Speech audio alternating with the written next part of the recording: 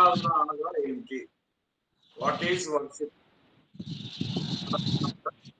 సహోదరులందరూ కూడా మ్యూట్ లోకి వచ్చేయండి. సహోదరులకు సహకరించండి, ప్రేమతో కొంచెం సహకరించండి.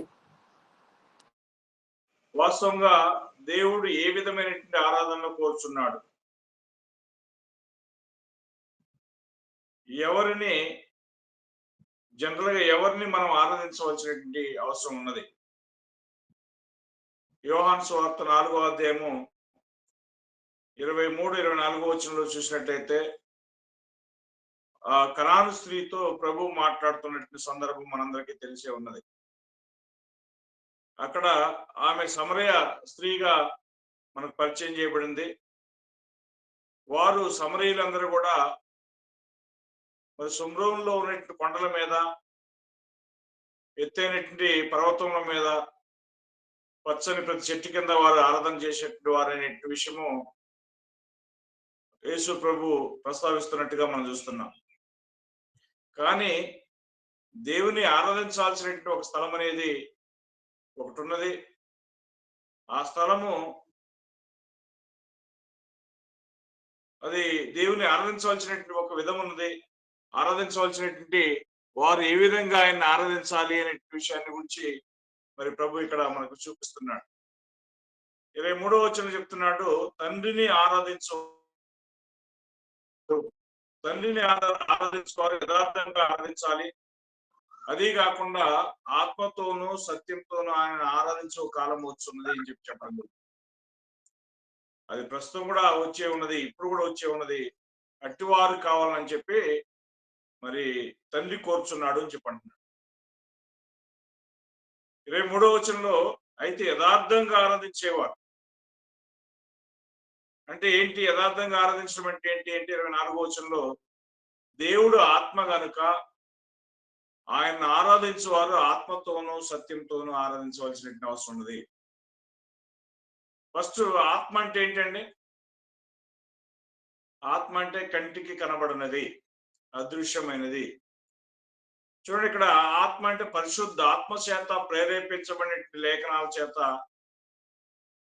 మనం ఆరాధిస్తూ ఉన్నాం. సత్యము అని అంటే దేవుని యొక్క వాక్యమే సత్యము కనుక దేవుడు ఆత్మ కనుక ఆయన ఆరాధించే విధానం కూడా ఆత్మతోనూ సత్యంతోనూ ఆరాధించాల్సిన అవసరం ఉందని చెప్పే విషయం మనం చూస్తున్నాం. చూడండి, ఆరాధనలో అనేకమైనటువంటి కారణాలు, అనేకమైనటువంటి విధములు ఉన్నట్లుగా మనం చూస్తున్నాము. వాటిల్లో కొన్నిటిని ఈరోజు మనం చూడటానికి ప్రయత్నం చేద్దాం. ఇక్కడ ప్రశ్న ఏంటంటే, ఆరాధన అనగా ఏంటి? ఎందుకు మనము తండ్రిని ఆరాధించవలసిన అవసరం ఉంది?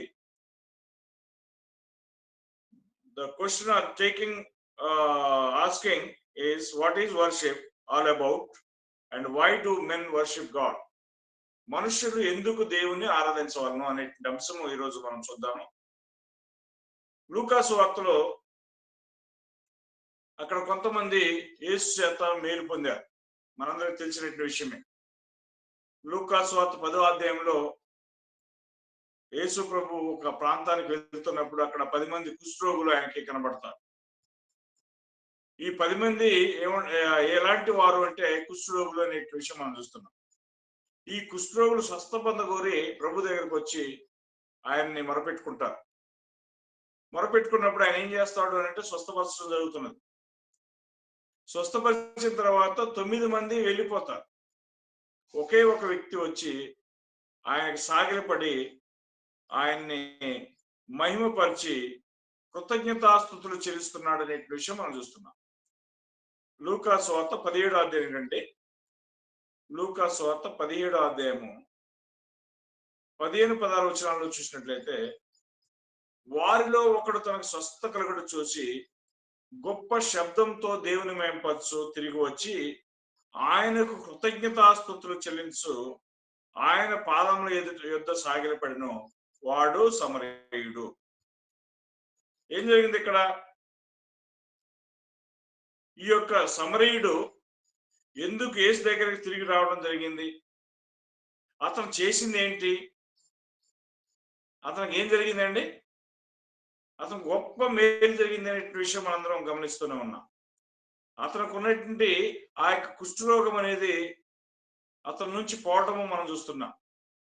పోయిన తర్వాత అతను ఏం చేశాడు ఇక్కడ చూడండి, ఇంగ్లీష్ లో మీరు చూసినట్లయితే ఆ యొక్క వచనంలో ఏమనుందంటే 16వ వచనంలో, and he fell down on his face at his feet thanking him అని చెప్పున్నది.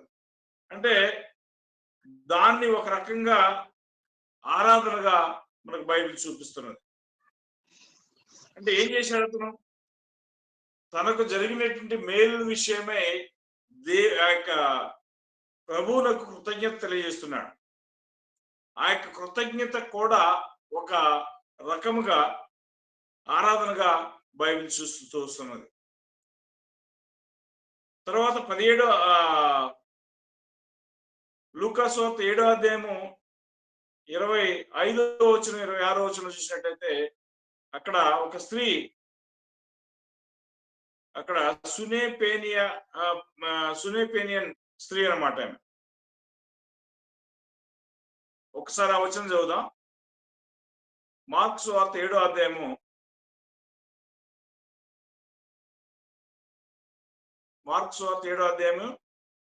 15-16 వచనాలు.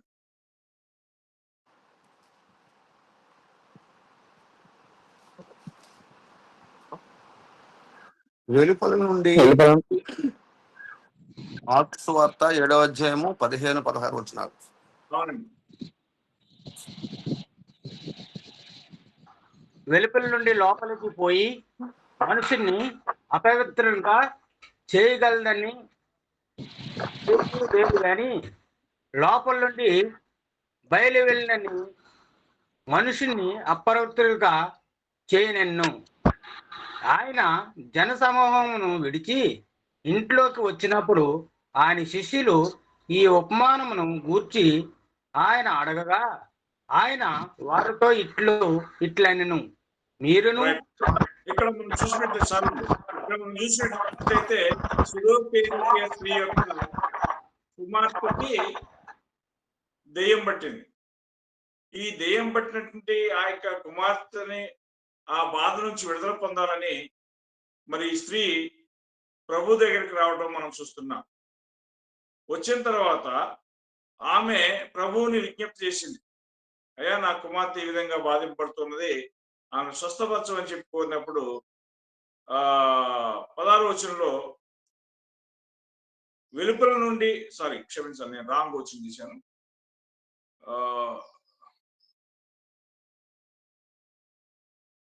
మనం చదివింది కరెక్టేనండి. 7వ అధ్యాయం 25-26 వచనాలేనా? అవునండి. ఓకే, నేను రాంగ్ చూసా. ఓకే,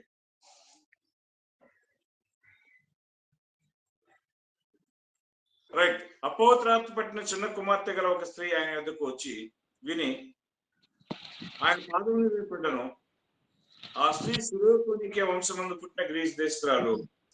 ఆమె తన కుమార్తెలో నుండి ఆ దెయ్యమును వెళ్ళగొట్టమని ఆయన్ను వేడుకొనెను. ఇంగ్లీష్ లో The woman has a Greek. And she begged him that he would cast the demon out of her daughter. ఆయన ఏం చేసినట్టే సాగిలి పడింది, లేదా ఆయన బ్రతిలాడుకున్నది అనే విషయాన్ని మనం చూస్తున్నాం. అది ఒక రకంగా ఆరాధనతో సమానంగా చూపిస్తూ వస్తున్నారు. ఆయన వీడుకోవటం అయితేనేమి, ఆ తర్వాత అక్కడ వచ్చి సమరయుడు వచ్చి ఆయనకి కృతజ్ఞతాస్తులు చెల్లించడం అయితేనేమి, అది ఒక రకమైనటువంటి కృతజ్ఞత, గ్రాటిట్యూడ్ గా మనం చూస్తున్నాం. అయితే ఆమె ఎందుకు ఆయన్ని ఆరాధన చేసింది, ఎందుకు ఆయన ఎదురు సాగిలపడింది, అసలు ఆరాధన అంటే ఏంటి గమనించాలి. ఆమెకు జరిగినటువంటి మేలేంటి ఇక్కడ అంటే, ఆమెకు తన కుమార్తెలో ఉన్నటువంటి యొక్క అపవిత్రాత్మను ఆయన ఏం చేశాడు, స్వస్థపరిచినట్లుగా మనం చూస్తున్నాం. స్వస్థపరిచిన దానికి ఆమె ఏం చేసిందంటే ఆమె ఆయన దగ్గరకు వచ్చి కృతజ్ఞత తెలియజేసినటువంటి భావాన్ని మనం చూస్తున్నాం. దీన్ని ఒక రకంగా ఆరాధనగా మనకు బైబిల్లో సూచిస్తూ వస్తున్నది. మార్కు సువార్త 15వ అధ్యాయంలో 16-20 వచనాల్లో మనం చూద్దాము. అసలు ఆరాధన అంటే ఏంటో ఒకసారి చూడండి. మార్కు సువార్త 15వ అధ్యాయము 16-20 వచనాలు. ఇక్కడ సైనికులు ఆయన్ని ప్రేతోరియం అనే అధికార మందిరంలోకి తీసుకుని పోయారు. సైనికులందరూ సమకూర్చుకున్న తర్వాత ఆయనకు ఓదారం కోసం తొలగించి ముళ్ళ కిరీటమును ఆయన తల మీద పెట్టి యూదుల రాజా స్వప్నం చెప్పి ఆయనకు వందనము చేయసాగిరి. మరియు ఆయన తల మీద కొట్టి ఆయన మీద ఉమ్మి వేసి మోకాళ్ళుని ఆయనకు నమస్కారము చేసిరి. ఇక్కడ ఈ యొక్క సైనికులు చేసినటువంటి ఆరాధన ఏమో సరైనటువంటి విధంగానే ఉన్నది, కానీ వారు రాంగ్ మోటివేషన్ తో ఆయన చేశారు. రాంగ్ మోటివేషన్ అంటే ఏంటండి? ఆయన్ని అపహాసం చేయాలనే ఒక ఉద్దేశంతో చేశారు. మీరు చూడండి 19వ వచనంలో ఏం చెప్పబడిందంటే, and they struck him on the head with a reed and spat on him and placing the knees they bowed him అని చెప్పండి. అంటే దీన్ని ఏమన్నాడు అని అంటే,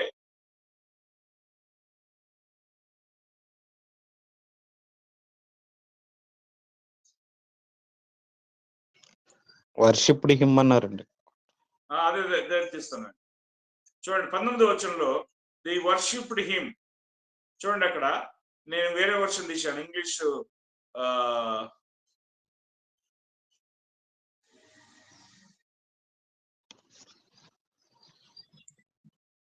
చూడండి అక్కడ ఏముందంటే, మరియు ఆయన మీద ఉమ్మేసి మోకాల్ని ఆయనకు నమస్కారం చేసిరి. అంటే ఇది ఏంటండి? వాళ్ళు వాస్తవంగా ఆయన్ని నిజంగా హృదయంలో నుంచి ప్రేమపూర్వకంగా ఆయన ఆరాధించే విధానం అంటే కాదు. ఆయనకు సాగిల పట్టం అనేది ఏమై ఉన్నదని చెప్పి బైబిల్ చెప్తున్నది. ఆరాధన చేయటం అనే విషయము మనం ఇక్కడ చూస్తున్నాం.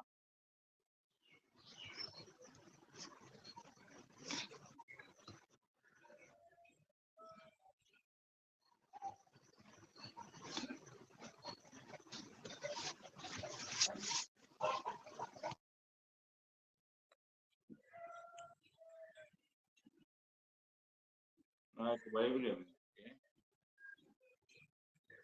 రైట్. తర్వాత ఈ ఆరాధన అంటే ప్రాస్క్యూనో అనేటువంటి ఒక గ్రీక్ పదం ఉపయోగించబడిందండి. ప్రాస్క్యూనో అంటే ఏంటంటే చేతిని లాగా ముద్దు పెట్టుకోవటం. గ్రీక్ పదం యొక్క అర్థం ఏంటంటే ప్రాస్క్యూనో అని అంటే చేతిని ముద్దు పెట్టుకోవటం. ఈ యొక్క పారసిక దేశాల్లో ఏం చేస్తారంటే, ఒక ఉన్నతమైన వ్యక్తి వచ్చినప్పుడు ఆ వ్యక్తికి సాగిలపడి తల నేలకు ఆనిచ్చి ఒక మర్యాదను తెలియజేస్తారు. అదేవిధంగా ఇక్కడ ప్రభువుని వాళ్ళు గణపరిచినట్లుగా చూస్తున్నారు, కానీ వాళ్ళు గణపరిచిన విషయం అనేది మరి ఆయన అపహాసం చేసే విషయంలో చూపిస్తున్నట్టుగా మనం చూస్తున్నాం.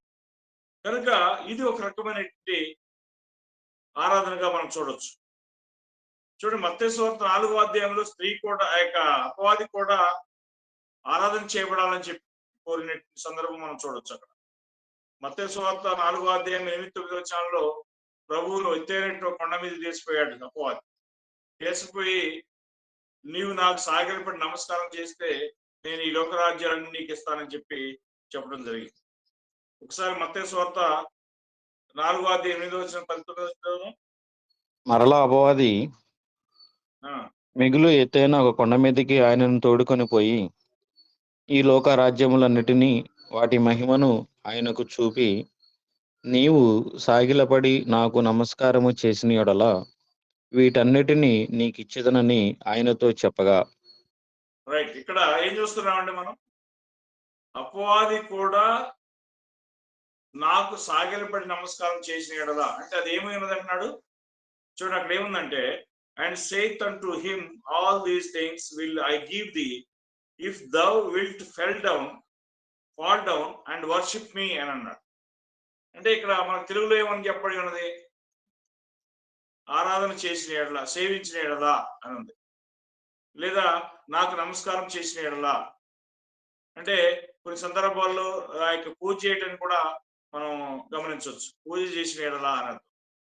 అంటే ఈ విధమైనటువంటి ఆరాధనని అపవాది కూడా కోరుకున్నాడు. సరే, ఈ యొక్క ఆరాధన అంటే అర్థం ఏంటి అనే విషయాన్ని మనం చూసినప్పుడు అది అనేక పర్యాయ పదాలలో మనం చూడొచ్చు. ఒకటి ఏంటంటే ఆరాధన, పూజ, రెవరెన్స్. రెవరెన్స్ అంటే అర్థం భయంకరమైనది లేదా పూజనీయమైనది. ఆ తర్వాత హానర్, ఘనత, లేకపోతే రెస్పెక్ట్ అనేటువంటి పదాలన్నీ కూడా దీనిలో ఉపయోగించబడుతున్నట్టుగా మనం చూస్తున్నాం. అయితే ఈ యొక్క ఆరాధనని కొన్ని సందర్భాల్లో ఏ విధంగా కూడా ఉపయోగించబడిందో చూద్దాము. అపోస్తుల కార్యం 12వ అధ్యాయంలో అక్కడ హెరోదు అనేటువంటి ఒక రాజు ఉంటాడు. హెరోదు యొద్ద నుంచి తూరు సీదోనీయులకు గ్రాసం రావడం జరుగుతున్నది. గ్రాసం వస్తున్నప్పుడు ఆయన వారి మీద కోపగించి వారి మీద కోపపడ్డప్పుడు వాళ్ళు ఏం చేస్తారు అంటే, ఆయన సన్నిధికి వచ్చి మరి ఆ యొక్క రాజు దగ్గర అధికారిగా ఉన్నట్టు ఒక అతన్ని మరి సమాధానం చేసుకొని వారు ఏం చేస్తారు అని అంటే, ఆయనకి మరి ఆయన మహింపరుస్తారనే విషయం మనం చూస్తున్నాం. ఒకసారి చదువుదామండి. ఇది హెరోదు ఏం చేశాడో అది ఏ విధంగా వర్ణించబడిందో చూద్దాం. అపోస్తుల కార్యం 12:22.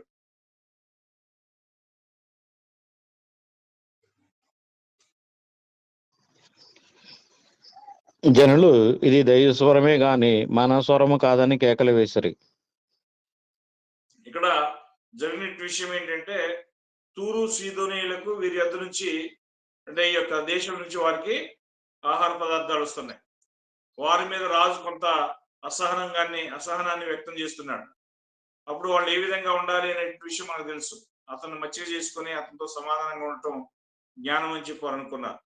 కాబట్టి వాళ్ళు వచ్చి ఆయన్ని ఈ విధంగా వేడుకున్న తర్వాత ఇది 20 వచనంలో, తూరీల మీదను సిదోనీయుల మీద అతనికి అత్యాగ్రహం కలిగినందున వారు ఏక మనసుతో రాజు వద్దకు వచ్చి అంతఃపురమునకు పై విచారణకర్త బ్లాస్తును తమ పక్షము చేసుకుని సమాధాన పడవాలని వేడుకొంది. ఎందుకనగా రాజు దేశం నుంచి వారి దేశములకు గ్రాసము వస్తున్నది అన్నాడు. అంటే ఆహారము ఈ దేశం నుంచి వారికి పోతున్నది. కాబట్టి ఒక నియమింపబడిన దినము, ఆయన ప్రసంగం చేయాల్సినటువంటి ఒక దినాన రాజవస్త్రాలు ధరించుకొని ఏం చేశాడు, న్యాయపీఠం మీద కూర్చొని ఉపన్యాసం చేస్తున్నప్పుడు వీళ్ళు ఏం చేసినట్టు వీళ్ళకి ఆయన ఎదురు నుంచి మరి ఫేవర్ కాబట్టి వీళ్ళు ఏం చేశారు, ఇది దైవ స్వరమే కానీ మానవ స్వరం కాదు అని చెప్పి కేకలు వేశారు. అంటే వీళ్ళు ఏం చేశారు, అతను మైంపరిచారు. ఇతను కూడా ఏం చేశాడు, ఆ యొక్క మహిమను అంగీకరించాడు. ఆ మహిమను అంగీకరించడం వల్ల ఏమైంది, 23 వచ్చిందండి. ఇది దైవ స్వరమే. 23 వచనంలో అతడు దేవుని మహిమపరచనందున వెంటనే ప్రభుదూత అతని మొత్తం గనుక అతడు పురుగులు పడి ప్రాణము విడిచెను. అంటే పాయింట్ ఏంటంటే, ఆరాధన కావచ్చు, ఈ యొక్క మహిమ కావచ్చు, ఎవరికి చెందాల్సినటువంటి అవసరం ఉన్నది అంటే దేవునికి అది చెందాల్సినటువంటి అవసరం ఉంది. దేవునికి చెందవలసినటువంటి ఆ యొక్క మహిమను మానవుడు తీసుకున్నట్లయితే అది ఏమవుతుంది అని అంటే, అది దొంగిలించడంతో సమానం అవుతుంది. కనుక దేవుడు ఆ విధమైన పరిస్థితుల్లో దేవుడు ఒప్పుకుంటున్నాడా? ఖచ్చితంగా దేవుడు దాన్ని అంగీకరించట్లేదు అనే విషయాన్ని మనం చూస్తున్నాం. కాబట్టి ఏం చేశాడు ఆయన, అతను మొత్తి చంపేసినట్టుగా చూస్తున్నాం. అంటే ఈ విధమైన ఆరాధన కావచ్చు, లేదా ఈ విధమైన ఘనత కావచ్చు, ఈ విధమైన గొప్పతనం కావచ్చు, మనుషులు దేవునికి చెందవలసినటువంటి ఆ కార్యాన్ని మనుషులు తీసుకున్నట్లయితే దేవుడు వదిలిపెడుతున్నాడా? ఖచ్చితంగా అది తప్పే ఉన్నదనే విషయాన్ని మనం చూస్తున్నాం. అయితే మరి యేసుక్రీస్తు కూడా మనుషుల ఎదురు నుంచి ఏమైనా మెప్పుని పొందాడా? యోహాను సువార్త 5:41 ఒకసారి చూద్దాము. యోహాను సువార్త 5:41.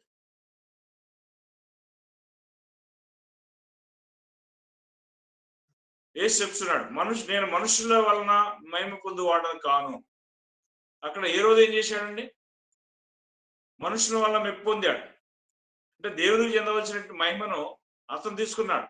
దేవుడు ఏం చేశాడు? అతను పురుగులతో మొత్తి అప్పుడు అతను చంపేసినట్టుగా మనం చూస్తున్నాం. అప్పుడు యేసుక్రీస్తు ఆ విధంగా మనం ఇచ్చేటువంటి మెప్పును, మనం ఈ చేసేటువంటి ఘనత అంగీకరిస్తున్నాడా అనే విషయాన్ని చూస్తే ఈ వచనంలో చెప్తున్నాడు ప్రభు, నేను మనుషుల వలన మహిమ పొందువాడిని కాను. చూడండి మరొక వచనం 5:30 చదవండి. అక్కడే 5:30.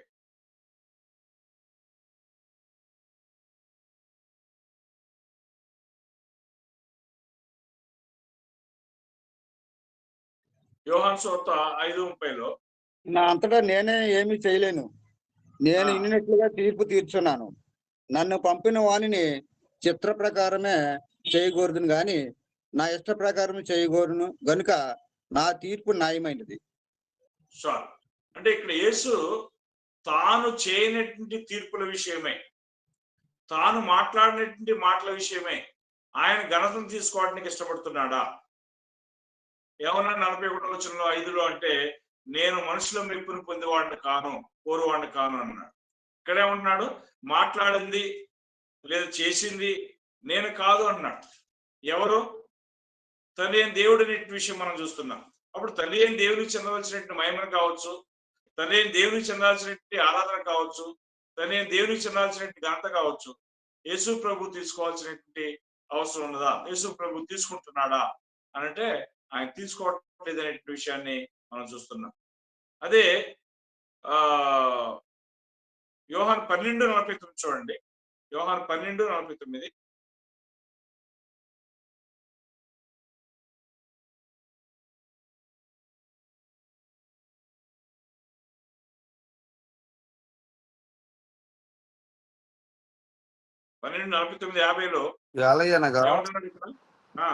ఏలయనగా నా అంతటా నేనే మాట్లాడలేదు, నేను ఏమనవలెనో ఏమి మాట్లాడవలెనో దానిని గూర్చి నన్ను పంపిన తండ్రియే నాకు ఆజ్ఞ ఇచ్చి ఉన్నాడు. మరియు ఆయన ఆజ్ఞ నిత్య జీవమని నేను ఎరుగుదును కనుక నేను చెప్పు సంగతులను తండ్రి నాతో చెప్పిన ప్రకారము చెప్పుచున్నానెను. తాను మాట్లాడుతున్నటువంటి మాటల విషయమే, తాను చేయని కార్యాల విషయమే తను ఘనతను పొందవాలని చెప్పి యేసుక్రీస్తు కోరుచున్నాడా? ఇక్కడ మాట్లాడింది ఎవరట? నా అంతట నేనే మాట్లాడలేదు. మాట్లాడింది ఎవరు? తండ్రి అని దేవుడు ఆయనకి ఇచ్చినట్టు మాటలు ఆయన మాట్లాడుతున్నట్టుగా మనకు అర్థమవుతుంది. నేను ఏమనవలనో ఏం చేయవలనో లేదా ఏం మాట్లాడవలనో దాన్ని గూర్చి నన్ను పంపిన తండ్రి నాకు ఆజ్ఞ ఇచ్చున్నాడు. ఇప్పుడు అలాంటప్పుడు తండ్రి అయిన దేవుని యొక్క మాటలకి, తండ్రి అయిన దేవుడు చేసినట్టు పనులకి యేసుక్రీస్తు ఎక్కడైనా మహిమ పొందవాలని కోరి ఉన్నాడా? కోరుకోలేదు. ఆయన ఎప్పుడైనా మహిమను ఆ యొక్క తాను మరి ఆరాధించబడవాలని కోరుకున్నాడా అనే విషయాన్ని మనం చూసినప్పుడు ఆయన ఎక్కడ కూడా ఆరాధించబడవాలని చెప్పి కోరుకోలేదు.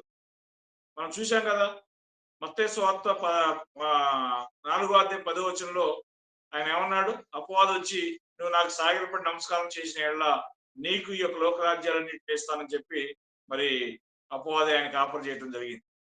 అప్పుడు ఆయన ఏమన్నాడు? నా వెనకపో సాతానా, లేదా నీ తండ్రి నీ ప్రభు నీ దేవుని మృక్కి ఆయనకు మాత్రం ఏం చేయాలన్నాడు? ఆయనకు మాత్రమే ఆరాధన చేయాలని చెప్పి ఆయన చెప్పినట్లుగా మనం చూస్తున్నాం. అంతేగాని నాకు మీరు ఆరాధన చేయాలని చెప్పి ఎక్కడ కూడా ఆయన కోరుకున్నటువంటి సందర్భాలు మనం చూడట్లేదు. 14వ అధ్యాయము యోహాను సువార్త 14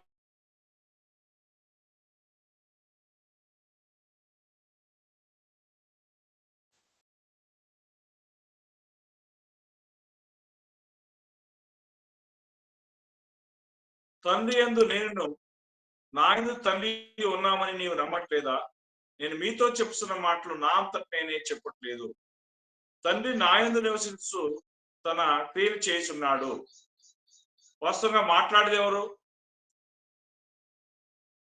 ఏమన్నాడు అక్కడ? నా అంతటి నేనే మాట్లాడట్లేదు, నా అంతటి నేనే చెప్పట్లేదు. అంటే చెప్తున్నది ఎవరు? తనేనా దేవుడు. అప్పుడు ఈ క్రియలు కూడా చేసేది ఎవరు? తనేం దేవుడు. అప్పుడు తనేం దేవుడు చేసేటువంటి ఆ క్రియలకు కావచ్చు, తనేం దేవుడు మాట్లాడుతున్నట్టు ఆ మాటలకు కావచ్చు, ఘనత ఎవరికి చెందాలా? దేవునికా లేకపోతే క్రీస్తు ప్రభువుకా? దేవునికి చెందాల్సినటువంటి అవసరం ఉందనే విషయం మనం చూస్తున్నాం ఈ యొక్క వచ్చిన భాగాలలో. అయితే అపోస్తులు కూడా తాము చేసినటువంటి సూచక్రియల విషయం అయితేనేమి, తాము చేసినటువంటి అద్భుత కార్యాల విషయం అయితేనేమి, వారు ఆ యొక్క ఘనతను తమకు తామే ఆపాదించుకున్నారా, తమకు తామే వారు దాన్ని పొందారా అనే విషయాన్ని మనం చూసినప్పుడు వాళ్ళు కూడా దాన్ని నిరాకరించినట్టుగా మనం చూస్తున్నాం. చూడండి, మత్తయి సువార్త 10వ అధ్యాయము 7-8 వచనాల్లో ప్రభు వారిని సేవకు పంపిస్తూ ఏమన్నాడు? మీరు ఇద్దరిద్దరుగా వెలుచు మీరేం చేయండి.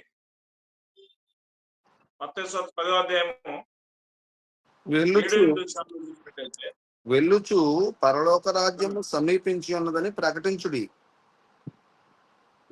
రోగులను స్వస్థపరచుడి, చనిపోయిన వారిని లేపుడి, కుష్టు రోగులను శుద్ధులుగా చేయుడి, దయ్యములను వెళ్ళగొట్టుడి, ఉచితముగా పొందుతురి, ఉచితముగా ఇయుడి. రైట్. ఇక్కడ అపోస్తులు చేయబోతున్నటువంటి క్రియలు కుష్ఠరోగుల్ని శుద్ధులుగా చేయడము, చనిపోయిన వారిని లేపటము, రోగులను స్వస్థపరచడము, ఆ తర్వాత దేవుని వెళ్ళగొట్టడం అనేటువంటి కార్యాలు అపోస్తులు తమకు తాముగానే చేస్తున్నారు లేదా దేవుడు వారి ద్వారా చేస్తున్నాడు? దేవుడు వారి ద్వారా చేస్తున్నాడు. ఇప్పుడు దేవుడు చేస్తున్నట్టు ఆ యొక్క కార్యాల విషయమే తమకు మేము చేసామని చెప్పి ఎక్కడన్నా చెప్పుకున్నారు వాళ్ళు? అపోస్తుల గారి 3వ అధ్యాయం మనం చదవచ్చు. ఏం చదవచ్చు అంటే, ఒక కుంటి భిక్షగాన్ని వాళ్ళు స్వస్థపరుస్తారు. అపోస్తుల గారి 3వ అధ్యాయము మరి 7, అపోస్తుల గారి 3వ అధ్యాయం 13వ వచనంలో మనం చూడొచ్చు. ఆ కుంటి భిక్షగాన్ని మరి యోహాను పేతురు స్వస్థపరిచినప్పుడు అనేక మంది అక్కడ విభ్రాంతి పొంది ఆశ్చర్యంతో చూస్తారు. చూసినప్పుడు వారిని చూసి ఏమంటాడో ఒకసారి చూడండి. పేతురు అపోస్తుల గారి 3వ అధ్యాయము 13వ వచనం.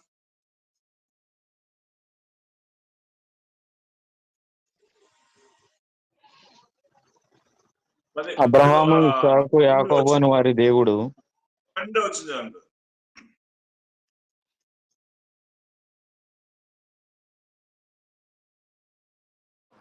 అపోస్తుల కార్యాలు 3వ అధ్యాయం. ప్రజలతో ఇట్లా, ఇశ్రాయేలులారా, మీరు వీని విషయం ఎందుకు ఆచరించుతున్నారు? మా సొంత శక్తి చేతనైనను భక్తి చేతనైనను నడవను వీరికి బలం ఇచ్చినట్లుగా మీరెందుకు మాతో చూస్తున్నారు? అంటే ఎవరిచ్చారట అతనికి బలాన్ని? దేవుడా లేకపోతే తమ సొంత శక్తి చేత వీరేమైనా చేశారా? లేదు, దేవుడే చేశాడనే విషయం మనం చూస్తున్నాం. ఏమంటున్నాడు అక్కడ? మా సొంత శక్తి చేతనైనను భక్తి చేతనైనను నడవను వీరికి బలం ఇచ్చినట్లుగా మీరు ఎందుకు మాట్లాడుతూ చూస్తున్నారు? అబ్రహాము, ఇస్సాకు, యాకోబులని వారి దేవుడు అనగా మన పితరుల దేవుడు తన సేవకుడిని యేసును మహింపరిచి ఉన్నాడు, మీరు ఆయనను అప్పగించిదిరి అని అంటున్నాడు. అంటే ఇక్కడ చేసింది ఎవరు అంటే తండ్రి అయిన దేవుడు అనే విషయాన్ని మనం చూస్తున్నాం. కానీ అపోస్తులు ఈ కార్యం జరిగినందువలన, తమ గొప్పతనం వలన, లేదా తమ యొక్క మెప్పు వలన ఇది జరిగిందనే విషయాన్ని ఎక్కడన్నా వారు చెప్పుకున్నారా అంటే వారు ఏమీ చెప్పలేదు అనే విషయాన్ని మనం చూస్తున్నాం. అంటే పాయింట్ ఏంటి అంటే, దేవుడు ఇక్కడ అసలు ఆరాధనకు పాత్రులు ఎవరు ఆరాధించబడవలసిన అవసరం ఉంది దానికోసం మనం చూస్తూ వస్తున్నామండి. చూడండి, ఈ యొక్క ఆరాధన మరి ప్రకటన గ్రంథం 19వ అధ్యాయంలో ఒకసారి చూడండి. దాన్ని అక్కడ కొంచెం కట్ చేస్తూ మాట్లాడుతున్నారు. ప్రకటన గ్రంథం 19వ అధ్యాయము 10వ వచనం. ఎవరికి ఆరాధన చేయవాలని చెప్పి మనకు సూచించబడింది. ఒకసారి అందుకు నేను అతనికి నమస్కారం చేయటకై చదవండి సార్.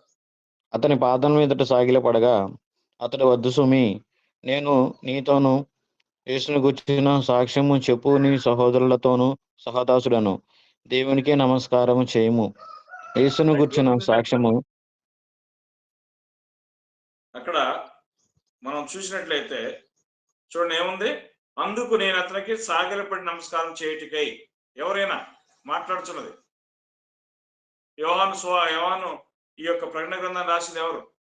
యోహాను గారు రాశారండి, దూత మాట్లాడుతున్నారు. యోహాను గారు రాశారు కదా.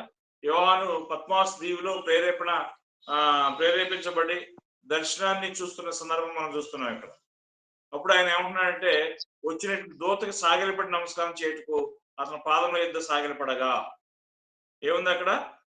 And I fell at his feet to worship him అని. అంటే ఆయన సాగిలపడి నమస్కారం చేశాడు. దాన్ని ఏమన్నాడు ఇక్కడ? ఆరాధనగా ఇంగ్లీష్ బైబిల్లో చెప్పబడి ఉన్నది. And he said to me, see, do not do it. I am your fellow servant and of your brothers who have the testimony of Jesus. Worship God. ఎవరిని ఆరాధించమంటున్నాడండి? దేవునికి వారి విషయమని మాట్లాడుతున్నారు దూత. ఏమంటే, నేను అతనికి నమస్కారం చేయటికి అతని పాదం మీద పడగా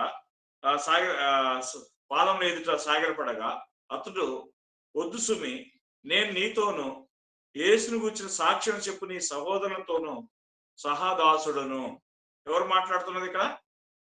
ఏ దూత అయితే యోహాను గారికి ప్రత్యక్షమయ్యాడో ఆ దూత మాట్లాడుతున్న సందర్భం. ఏమంటున్నాడంటే, ఈ యొక్క దూతను చూసిన వెంటనే యోహాను గారు ఏం చేశాడు? భయపడిపోయి ఆయనకు నమస్కారం చేశాడు, సాగిలపడ్డాడు. సాగిలపడినప్పుడు దూత ఏమన్నాడంటే, వద్దు సుమి, నేను నీతోను యేసును గురించిన సాక్ష్యం చెప్పు నీ సహోదరులతోనూ సహాదాసుడును. ఎవరికి నువ్వు నమస్కారం చేయి? ఎవరికి ఆరాధన చేయము? దేవునికి నమస్కారం చేయము అని అన్నాడు. ఎవరికి నమస్కారం చేయమని చెప్పలేదు ఇక్కడ. యేసుకు నమస్కారం చేయమని చెప్పాడా? లేదా యేసుకు ఆరాధన చేయమని చెప్పాడా? లేదు. నువ్వు దేవునికే నమస్కారం చేయము అని అంటాడు. అక్కడ మీరు ఇంగ్లీష్ లో కూడా చూసినట్టే అక్కడ ఉంది, worship God for the testimony of Jesus is the spirit of prophecy అని అన్నాడు. వర్షిప్ గాడ్, దేవుని ఆరాధించమని చెప్పాను. కాబట్టి మనం ఎవరిని ఆరాధించాలి అనే విషయాన్ని మనం చూసినప్పుడు దేవుణ్ణి ఆరాధించాలని చెప్పేటువంటి ఒక క్లూ, ఒక వివరణ మనకి ప్రకటన గ్రంథంలో యోహాను ద్వారా మనకి బయలుపరచబడి ఉన్నది. అదేవిధంగా ప్రకటన గ్రంథం 22వ అధ్యాయము 6 నుంచి 9 వచనాలు ఒకసారి చదువుదాము. 22వ అధ్యాయము 6 నుంచి 9. మరియు ఆ దూత ఈలాగు నాతో చెప్పాను, ఈ మాటలు నమ్మకములను సత్యములనై ఉన్నవి. ప్రవక్తల ఆత్మలకు దేవుడగు ప్రభు త్వరలో సంభవింపవలసిన వాటిని తన దాసులకు చూపుటకై తన దూతను పంపెను. ఇదిగో, నేను త్వరగా వచ్చుచున్నాను. ఈ గ్రంథంలోని ప్రవచన వాక్యములను గైకొనివాడు ధన్యుడు. యోహానను నేను ఈ సంగతులను వినినవాడను, చూచినవాడను.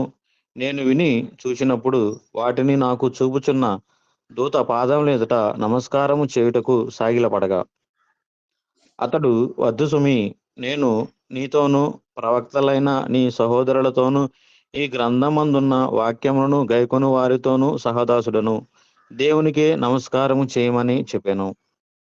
ఇక్కడ ఈ యోహానికి ప్రత్యక్షమైనటువంటి వ్యక్తి ఎవరో అనేటువంటిది మరి యోహానికి అంత క్లియర్ గా ఉన్నట్టుగా అర్థం కావట్లేదు. యోహాన్ అంత క్లారిటీగా మరి ఎరిగినటువంటి వాడుగా కనపడలేదు. కాబట్టి ఏం చేయబోయాడు ఆయన? ఆ దూతకి నమస్కారం చేసి సాగిలపడటానికి ఆయన ముందుకు వచ్చాడు. అప్పుడు ఆ యొక్క దూత చెప్పినటువంటి విషయం ఏంటి? వద్దు సుమి, నేను నీతోనూ ప్రవక్తలైన నీ సహోదరులతోనూ ఈ గ్రంథమందున్న వాక్యములు గైకుని వారితోనూ సహదాసుడును. అంటే మనతో కూడా సమానమైన వ్యక్తి ఎవరో దూత. మరి అలాంటప్పుడు ఆయన ఆరాధన అంగీకరించాడా? యోహాన్ యొక్క ఆరాధనని, యోహాన్ చేసిన నమస్కారాన్ని ఆయన తీసుకున్నాడా? లేదు. ఎవరికి నమస్కారం చేయమని చెప్పాడు? నువ్వు దేవునికి నమస్కారం చేయము అని చెప్పడం జరిగింది. డూ వర్షిప్ టు గాడ్ అని చెప్పాడు.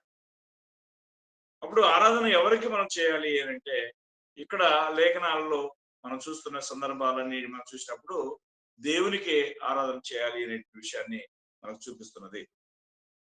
యోహాన్ ప్రకటన గ్రంథం 1వ అధ్యాయము, ప్రకటన 1వ అధ్యాయము 12వ వచనం చూసినట్లయితే,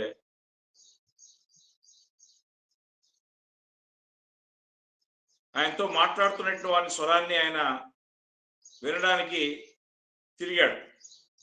ఇది వినగా నాతో మాట్లాడుచున్న స్వరం ఏమిటో అని చూడని తిరగగా 7 సువర్ణ ద్వీప స్తంభములను, ఆ ద్వీపస్తంభముల మధ్యను మనుష్య కుమారుని పోలిన యొక్కను చూచితిని. ఆయన తన పాదముల మట్టునకు దిగుచున్న వస్త్రం ధరించుకొని రొమ్మునకు బంగారు దట్టి కట్టుకుని ఉండెను. ఆయన తలయు తల వెంట్రుకలను తెల్లని ఉనిని పోలినవై హిమమంత ధవలముగా ఉండెను. ఆయన నేత్రములు అగ్నిజ్వాలల వలె ఉండెను. ఆయన పాదములు కొలిములో పుటం వేయబడి మెరచున్న అపరంజితో సమానమై ఉండెను. ఆయన కంఠస్వరం విస్తార జల ప్రవాహముల ధ్వని వలె ఉండెను. ఆయన తన కుడి చేత 7 నక్షత్రములు పట్టుకొని ఉండెను. ఆయన నోట నుండి 2 అంచులు గల వాడి అయిన ఖడ్గం ఒకటి బయలువెళ్ళచుండెను. ఆయన ముఖము మహా తేజస్సుతో ప్రకాశించున్న సూర్యుని వలె ఉండెను. నేను ఆయన చూడగానే చచ్చిన వాని వలె ఆయన పాదముల యొద్ద పడితిని. ఆయన తన కుడి చేతిని నా మీద ఉంచి నాతో ఎట్లనెను, భయపడకము, నేను మొదటి వాడను కడపటి వాడను జీవించువాడను, మృతుడనైతిని గాని ఇదిగో యుగ యుగములు సజీవుడై ఉన్నాను. మరియు మరణము యొక్కయు పాతాళ లోకపు యొక్కయు తాళపు చెవులు నా స్వాధీనంలో ఉన్నవి. కాగా నీవు చూచిన వాటిని, ఉన్న వాటిని, వీటి వెంట కలగబో వాటిని, అనగా నా కుడి చేతిలో నీవు చూచిన 7 నక్షత్రములను కూర్చిన మర్మమును, ఆ 7 సువర్ణ దీపస్తంభముల సంగతి రాయము. ఆ 7 నక్షత్రములు 7 సంఘములకు దోతలు, ఆ 7 ద్వీపస్తంభములు 7 సంఘములు. రైట్. ఇక్కడ యోహాను గారికి ప్రత్యక్షమైనటువంటి ఆయన ఎవరో, ఆయన మహామహిమ కలిగినటువంటి ఒక వ్యక్తిగా మనం చూస్తున్నాం. ఇప్పుడు ఆయన ఎవరై ఉంటారండి? ఇక్కడ ఏమన్నాడు? అక్కడ మనుష్య కుమారుని కోరిన అని అన్నాడు. ఆయన తల వెంట్రుకలు తెల్లని ఉనిని పోలినవై ఎమ్మంత ధవలంగా ఉండెను. ఆయన నేత్రములు అగ్నిజ్వాలల వలె ఉండెను అని 14వ వచనం చెప్తున్నాడు. ఎవరై ఉంటారైనా? దూత లేకపోతే యేసుక్రీస్తు? యేసుక్రీస్తు అనేటువంటిది మనకి లేఖనాల్లో స్పష్టంగా అర్థమవుతున్నది. అంటే ఈ యొక్క యేసుక్రీస్తు ఇక్కడ ఆరాధన కోరినట్లుగా మనం చూస్తున్నామా? ఏమన్నాడు? నేను ఆయన చూడగానే 17వ వచనంలో, నేను ఆయన చూడగానే చచ్చిన వాని వలె ఆయన పాదం మీద పడితిని. ఆయన తన కుడి చేతిని నా మీద ఉంచి నాతో ఇట్లనెను, భయపడకము, నేను మొదటి వాడును కడపటి వాడును జీవించేవాడును, మృతుడైతిని గాని ఇదిగో యుగయుగములు సజీవుడై ఉన్నాను. మరియు మరణము యొక్కయు పాతాళం యొక్క తాళపు చేతులు నా స్వాధీనంలో ఉన్నవి అని చెప్పాను. ఎవరైనా అంటే యేసుక్రీస్తు అనే దాంట్లో మనకి ఎలాంటి సందేహం లేదు. కానీ ఈయన తాను యోహాను యుద్ధ నుంచి ఇక్కడ ఆరాధన కోరినట్టుగా ఏమైనా మనకు కనబడుతున్నదా? యేసుక్రీస్తు ఆరాధన కోరినట్లుగా మనకేమీ కనపడలేదు. దీన్ని మళ్ళా మనం క్లారిటీగా అర్థం చేసుకోవాలంటే 22వ అధ్యాయము ప్రకటన గ్రంథం 16వ వచనం ఒకసారి చూద్దాం. 22:16.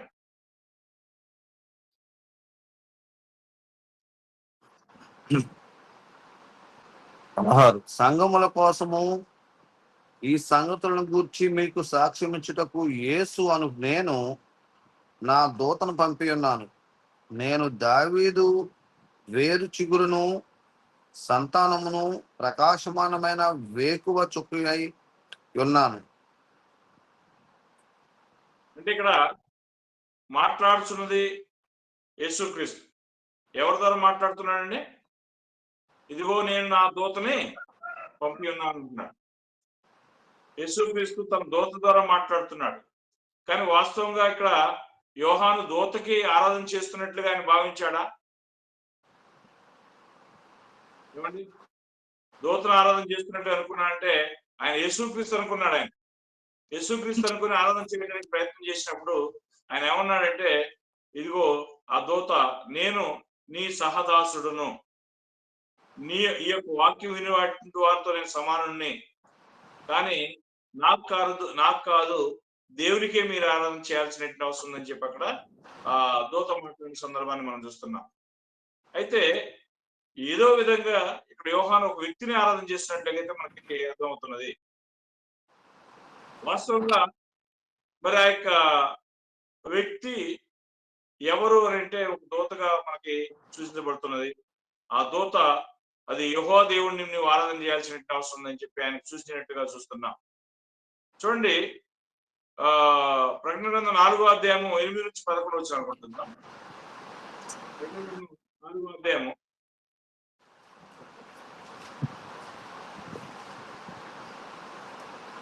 ప్రకటన గ్రంథము 4వ అధ్యాయము 8వ వచనం. 8వ వచనం. ఆ 4 జీవులలో ప్రతి జీవికి 6 రెక్కలు ఉండెను. అవి చుట్టూను రెక్కల లోపటను కన్నులతో నిండినవి. అవి భూత వర్తమాన భవిష్యత్ కాలములో ఉండు సర్వాధికారియు దేవుడినగు ప్రభువు పరిశుద్ధుడు పరిశుద్ధుడు పరిశుద్ధుడు అని మానక రాత్రి పగళ్ళు చెప్పుచుండెను. ఆ సింహాసనము చాలండి. 11 వరకు ఉంది కదా. ఆ సింహాసనము నందు ఆసీనుడై ఉండి యుగయుగములు జీవించున్న వానికి మహిమయు ఘనతయు నాస్తులను కలుగుగాకని ఆ జీవులు కీర్తించుండగా ఆ 24 పెద్దలు సింహాసనం మీద ఆసీనుడై ఉండు అని ఎదురు సాగిలపడి యుగయుగములు జీవించున్న వానికి నమస్కారం చేయించు. ప్రభువా, ఆ దేవా, నీవు సమస్తమును సృష్టించితివి. నీ చిత్తమును బట్టి అవి ఉండెను. దానిని బట్టియే సృష్టింపబడిన కనుక నీవే మహిమ ఘనత ప్రభావములు పొందను అర్హుడు అని చెప్పుచు తమ కిరీటములను ఆ సింహాసనం ఎదుట వేసిరి. రైట్, ఇక్కడ ఆరాధనకు పాత్రుడుగా చెప్పబడింది ఎవరండి? సింహాసనాసీనుడై ఉన్నది ఎవరు? అక్కడ పైన పరలోకంలో దేవుడు. దేవుని కుడిపార్శ్వం ఉన్నది ఎవరు? యేసుక్రీస్తు అనే విషయాన్ని మనం చూస్తున్నాం. ఇక్కడ వాడు చూసి మాట్లాడుతున్నది ఎవరితోటి? ఆ సింహాసనం నందు ఆసీనుడై ఉండి యుగయుగంలో జీవిస్తున్న వానికి అని. ఎవరైనా తండ్రి దేవుడు, తండ్రి దేవుడు. తండ్రి దేవునికి వీళ్ళు ఏం చేయాల్సినట్టు వస్తుందంటే మహిమ ఘనత ప్రభావం చెల్లించవలసినట్టు వారై ఉన్నారు. ఎందుకు? ప్రకటన గ్రంథం 5:9 ఒకసారి చూడండి. ప్రకటన గ్రంథం 5:9.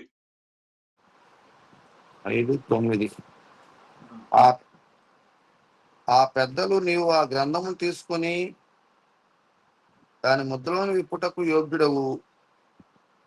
నీవు వధింపబడిన వాడవై నీ రక్తం ఇచ్చి ప్రతి వంశములోను ఆయా భాషలు మాట్లాడే వారిలోను ప్రతి ప్రజలోను ప్రతి జనములోను దేవుని కొరకు మనుషులను కొని మా దేవునికి వారిని ఒక రాజ్యముగాను యాజకులుగాను చేస్తవి కనుక వారు భూలోకమందు ఏలుదురని కొత్త పాట పాడుదురు.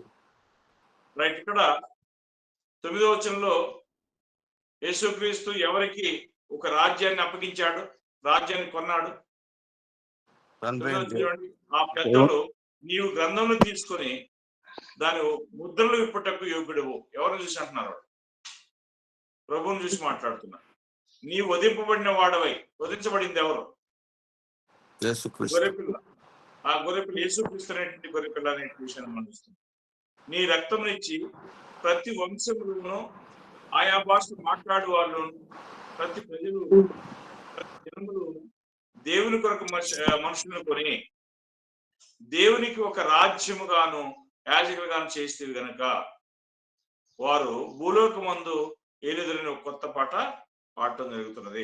అంటే ఇక్కడ మనం ఏం చూస్తున్నామంటే దేవుని ఆరాధన చేయటకు అంటే ఎవరిని మనం ఆరాధన చేయాలి అనే విషయాన్ని సరైన విధానం మనం వెతకవలసినట్టు అవసరం నుంచి మనం చూస్తున్నాం. అలాగూ మనం చూడకుండా దేన్ని బట్టి అది ఆరాధన చేసినప్పుడు అది మన యొక్క ఆరాధన అంగీకరించబడేదిగా లేదు అనే విషయాన్ని ఇక్కడ మనం చూస్తున్నాం.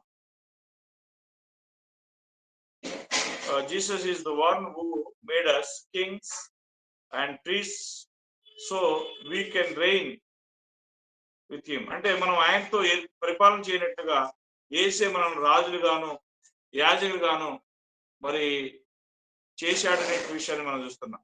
అంటే ఇక్కడ ఆరాధన ఎవరికి ఏంటని దేవునికి అనే విషయం మనకి అర్థమవుతున్నది. సరే, ఈ యొక్క పాఠము సహోదరులారా కొంచెం హార్డ్ పాఠం అనేది మనకు అర్థమవుతున్నది. దీన్ని ఏది పడితే మనం చెప్పేసి శాపంలో చిక్కుకోకూడదు. ప్రకటన గ్రంథంలో ఎక్కువ వచ్చిన చదివాం కాబట్టి ప్రకటన గ్రంథంలో ఒక మాట ఉన్నది. ఏమున్నదంటే ఈ యొక్క ప్రవచన వాక్యంలో ఉన్నట్టు దేనితోనైనా మనం కలపడం వల్ల దాంట్లో చెప్పండి శాపాలు మనకు వస్తాయని చెప్పాడు. దాన్ని తీసివేయటం వల్ల ఈ యొక్క అంటే ఆ యొక్క ఒకసారి ఆ వచనం చదువుకొని మనం పాఠాన్ని ముగించుకుందాం. ప్రకటన గ్రంథం 22వ అధ్యాయం 18వ చదవండి. 18. ఈ గ్రంథమందున్న ప్రవచన వాక్యములను విను ప్రతివానికి నేను సాక్ష్యమిచ్చిందేమనగా, ఎవడైనను వీటిలో మరి ఏదైనాను కలిపిన ఎడల ఈ గ్రంథములో వ్రాయబడిన తెగుళ్ళు దేవుడు వానికి కలుగు చేయును. ఎవడైనను ఈ ప్రవచన గ్రంథమందున్న వాక్యములలో ఏదైనాను తీసివేసిన ఎడల దేవుడు ఈ గ్రంథములో వ్రాయబడిన జీవవృక్షములోను పరిశుద్ధ పట్టణములోను వానికి పాలు లేకుండా చేయును. రైట్.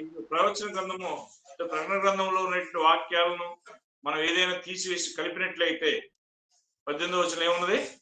ఈ గ్రంథంలో రాయబడిన తెగులు దేవుడు వానికి కలగజేయును అన్నాడు. 19వ వచనం ఏం చెప్తున్నాడు? ఒకవేళ ఈ గ్రంథంలో ఉన్నటువంటి దేన్నైనా మనం తీసివేసినట్లయితే, పైన కలిపినట్లయితే, రెండోది 19వ వచనంలో తీసివేసినట్లయితే దేవుడు ఈ గ్రంథంలో రాయబడిన జీవవృక్షంలోను పరిశుద్ధ పట్టణంలోను మనకి పాలు లేకుండా చేయనని చెప్పేటువంటి హెచ్చరికలు మనకు ఉన్నాయి. కాబట్టి దేవుని యొక్క వాక్యంతో ఏది కూడా మనం కలపడం కానీ తీసివేయడం కానీ చేయకూడదు. ప్రత్యేకంగా ప్రకటన గ్రంథాన్ని గురించి చెప్పాడు. ఈ ప్రకటన గ్రంథంలో ఉన్నటువంటి మాటలను మనం ఉన్నట్టుగా చదువుతూ వచ్చాం. కనుక ఆరాధన అనేటువంటిది ఏమిటి అనే విషయాన్ని మనం ప్రారంభంలో చూసాం. ఆరాధన అంటే ఇలా కిస్సింగ్ అనమాట. ఇంగ్లీష్ లో, గ్రీక్ లో ఏముందంటే ప్రోస్క్యూన్యూ అనే ఒక పదం ఉపయోగించబడింది. ప్రోస్క్యూన్యూ అంటే ఏంటంటే కిస్సింగ్ అన్నట్టు. అంటే ఒక వ్యక్తిని ఆ పారసిక దేశాల్లో లేదా మరి ఇతర దేశాల్లో మనం చూసినప్పుడు ఒక ఘనమైన ఒక వ్యక్తి వస్తున్నప్పుడు ఆయనకి ఎదురుపోయి సాగిలపడి భూమికి తల ఉంచి నమస్కారం చేయటానికి అర్థాన్ని చూస్తున్నది. కనుక యేసుక్రీస్తుని కూడా అనేక మంది తాము పొందిన మేలులను బట్టి ఆయన్ని నమస్కారం చేశారు అనే విషయాన్ని మనం చూస్తున్నాం. అది తండ్రికి చేయబడి ఆరాధనతో సమానమైంది కాదు. ఎందుకు అంటే అది వాళ్ళు తమకు చేయబడిన మేలుకి వారు తెలియజేసిన గ్రాటిట్యూడ్. అది అంటే ఆరాధన అంటే దాన్ని ఏమంటారు, కృతజ్ఞతగా మనం చూడొచ్చు. కానీ అసలు ఆరాధన ఎవరికి చేయాలి అనే విషయాల్లో మనం కొన్ని కొంతవరకు చూసాం. ఇక్కడ అది తండ్రికి అనే విషయాన్ని ఈ యొక్క సందర్భంలో మనం గమనించాం. ఇంకా చాలా వచనాలు ఉన్నాయి దేవుని చిత్తమైంది. నేను మరో క్లాస్ వాటిని ఇంకా తరువుగా చదువుకొని వివరించుకోవటం కోసం, తెలుసుకోవడం కోసం ప్రయత్నం చేద్దాం. మరి ఇలాంటి కఠినమైనటువంటి పాఠాన్ని కూడా అవగతమైనటువంటి మీ అందరికి కూడా ప్రభునామంలో వందనాలు తెలియజేస్తున్నానండి. ఎందుకంటే ఇది కఠినమైన పాఠమే. ఎందుకు అంటే కేవలం లేఖనాలు మాత్రమే చెప్తున్నందువల్ల ఇది కఠినమైన పాఠం. మనుషులు దానికి ఏదైనా జోడిస్తే కొంచెం ఆసక్తి ఉంటారు. మనం జోడించడానికి ధైర్యం మనకు లేదు. కాబట్టి ఉన్నట్టుగానే చెప్పుకుంటా పోతున్నాము. కాబట్టి కోరికతోనేటువంటి మీ అందరికి కూడా ప్రభువు నామమున వందనాలు తెలియజేస్తూ ఈ యొక్క తరగతి ముగిస్తున్నాను.